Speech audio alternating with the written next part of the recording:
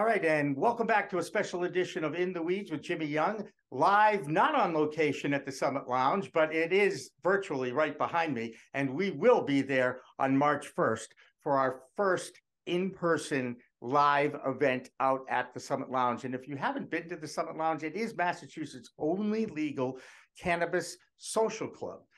We can get into why there's only one, but in the meantime, we've got two new guests we want to bring in here. Eric Martin is still with us. Alaina Pinto is still with us. And now we have Kim Napoli and we have Jon Napoli from Boston. Guys, thank you so much for joining us. Thanks for having us. Thanks, Jimmy. All right. So, Jon, you've been around this space for like, I don't know, a few years ago, right? I know that you have a beautiful... Jim. Quite a few. That's right. Well, maybe not as many as me, but you've been in this space longer than me for sure. Your store is Boston Gardener. It's in Nubian Square on Washington Ave in Boston, and we so appreciate your support. I got to visit the Van Garden facility out in Leicester, which is a state-of-the-art growth facility. But you guys, even before you came on, you gave me new news, okay? You got a host community agreement for Boston, which means you're ready to actually start to develop a place to go, right? That's right. Yeah. Retail store for adult use. Yeah. That's it. I get it. Yeah. And how long have you been waiting in line, let's just say, for the host community agreement? So it's actually not been very long that we've been waiting in line for the HCA. It's more just the process of getting to the meeting, right? Like filing the necessary applications and getting the funding and going through the motions. Fortunately, the process in Boston has gotten a lot smoother since it started, thankfully. Yeah. And you guys were there when it started too. So, I mean, you can at least compare back a few years back. And, oh, wait, let's do a quick trivia question here for the group, since we're talking about that first day, opening day, November 20th, 2018, in Leicester at Cultivate. Who was the first adult to buy legal cannabis in the state of Massachusetts? Does anybody I don't know. know? It did not occur in Leicester. It wasn't in Leicester. It occurred in Northampton. Wasn't it Steve Mandilli? Thank you very much, Eric Martin. You go to the head of the class. Yes, it was Stephen Mandilli. And maybe, excuse me, I just Jon, happen to have inside information on that. I was going to say, no. Hey, and Jon, you may be right, because timing-wise... Well, Kim was there. I don't know. You know what? I don't know. You got to ask her. She was in Northampton at 4 in the morning or whatever. Yeah, they weren't supposed to sell it at 4 in the morning. I don't know what happened. No, we Mayor Narkowitz. So I was the director of diversity programs and a marketing specialist for Netta, and we were opening for adult use on the same day as Cultivate. And we opened up. The sale was made at like 8 a.m. and 6 seconds to Mayor David Narkowitz. Probably a tie. We'll call it a tie. All right, but now I can add another name to that, and thank you for enlightening me. That's why I love this business. Just when you think you know it, right? You don't. There's always somebody who knows a little bit more about something, right? Kim, I also want to congratulate you being named to the board of the Marijuana Policy Project, probably one of the biggest advocacy groups in the United States. What role as a board of directors, what does that mean to anybody who's interested in getting into this business? Sure. So the board is the soul, I guess, of any company, really, right? Like they're the brain. They ensure that the mission is adhered to, that the funds come in, that people do what they're supposed to. Nothing happens without board approval. And at the end of the day, everything that does happen is because of the board. So, it's a very important piece of the organization. And for my part, I'm really grateful to be able to help in this way. When I was the director of outreach for the campaign to legalize cannabis back in 2016, that was run by MPP. MPP has had a hand in, obviously they did Colorado, which was the first, and numerous states since then. So really being a thought leader in policy and over the years. And then now my opportunity to kind of steer the future, like what happens next? We're not in 2012 anymore. Right. So where do we go? How do we do that? I get to say, I get to have a hand. So. And we've had a hang long... on a second, Jon, both you guys, do you get the sense, you're part of history. Do you sense that every day? I wonder if we'll get to see, the fruit that the garden that we're growing, produces, right? Like that I understand that we're part of history, but do we get to reap the benefits of it? I hope so. What I hope for, we have 4 kids together from ages 13 down to 2 years old. And I hope that they and their generation, Eric's kid, that they get to enjoy all the work that we put in. So for me, history means what comes next and my kids and their kids. So yes, we're part of history.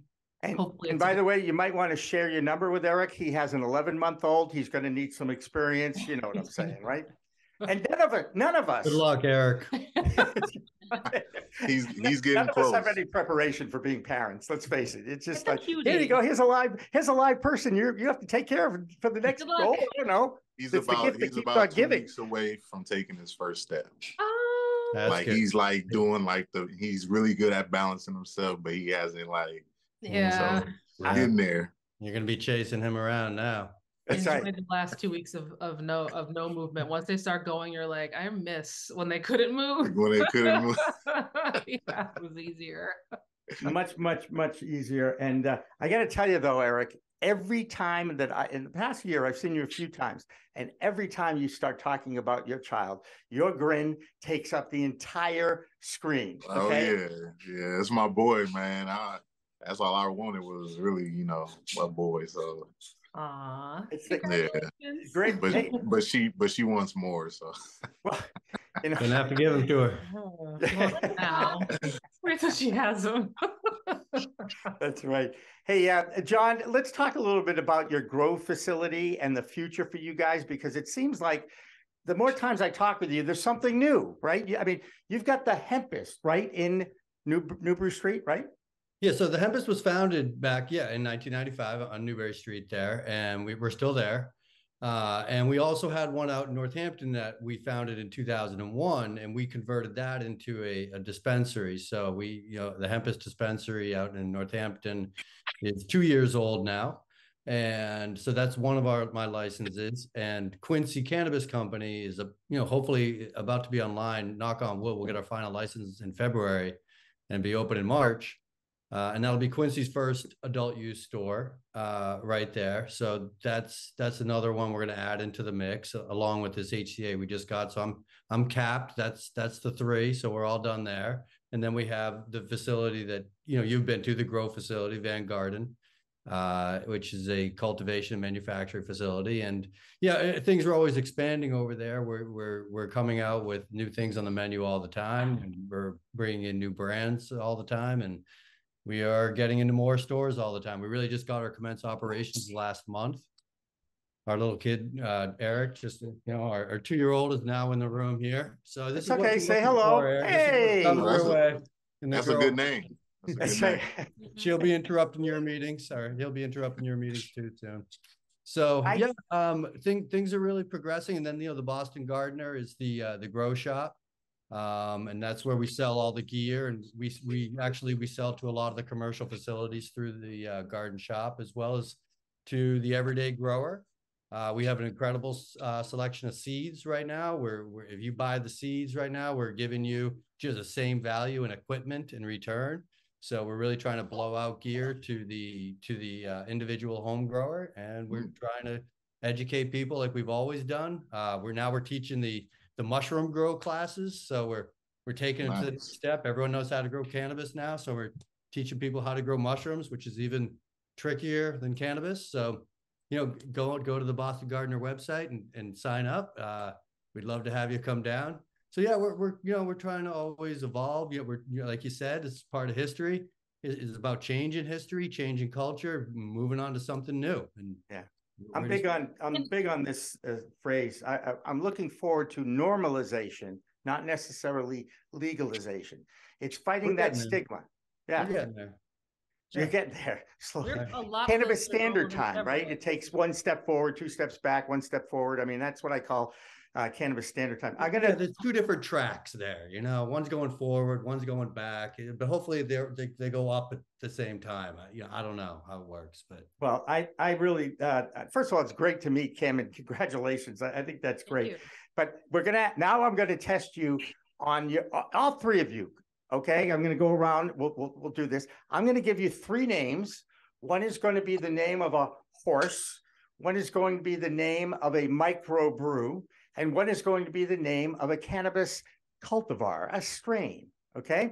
And I want to see if you guys can actually pick these out. Now, this is Why Kick a Moo Cow, Horny Devil, Crouching Tiger, Hidden Alien. Anything sound familiar in there? I would say Hidden Alien's the strain, the cultivar. Very good. I knew you'd get it. Horny Devil? That's it. I'm out. Wait, Why Kick a Moo Cow is what was the other one? Why Kick a Moo Cow and Horny Devil. Horny Devil is Horny Devil's Horny- a microbrew. Yeah. Oh, that was too easy, huh? Yeah, come on, Jimmy. You guys nailed that. That was impressive. That was really impressive. All right, I'll do one more. One more, since you guys did so well. All right. Against the Grain, Chewing the Pink, Cat Piss. Cat piss is the Cat piss is cultivar. We've had that. You've had cat piss. You bringing out my competitive side. Yeah, seriously. Sometimes do you guys think it smells like that? It Oh, yeah, does. definitely. Yeah. It does. Against the Grain. That one is stanky. I'm gonna say that's the microbrew. Against the Grain is the microbrew. Very good. And Two in the Park is, Grain. you know what? You guys know too much about this stuff, We do. okay? Yeah, she not I've even stumped looking two at other people today on both those questions, and you guys just nailed them both. So She answering the question. She not even looking in the camera. She was like, yeah. no. It is great. Hey guys, the whole point of this was to get as many people on as possible. So I really want to thank Jon and Kim Napoli for coming on today. Again, Boston Gardener in Boston on Washington Street, and Kim will watch you on the Marijuana Policy Project Board, and we wish you good luck with influencing the mess that is in Washington, D.C. these days. I appreciate that. Thank you so much. Anyone wants to donate to the policy efforts of MPP, please don't hesitate to reach out. We would love to have your support. Absolutely. All right, you guys, thank you very much. We're going to take another break. We're going to bring in more people after that. Don't go away. Live, sort of, in the weeds from sort of the Summit Lounge continues after this. In the Weeds, live from the Summit Lounge, is supported by Boston Gardener in Nubian Square, Boston's only organic gardening and hydroponic supply store. Let them help you grow.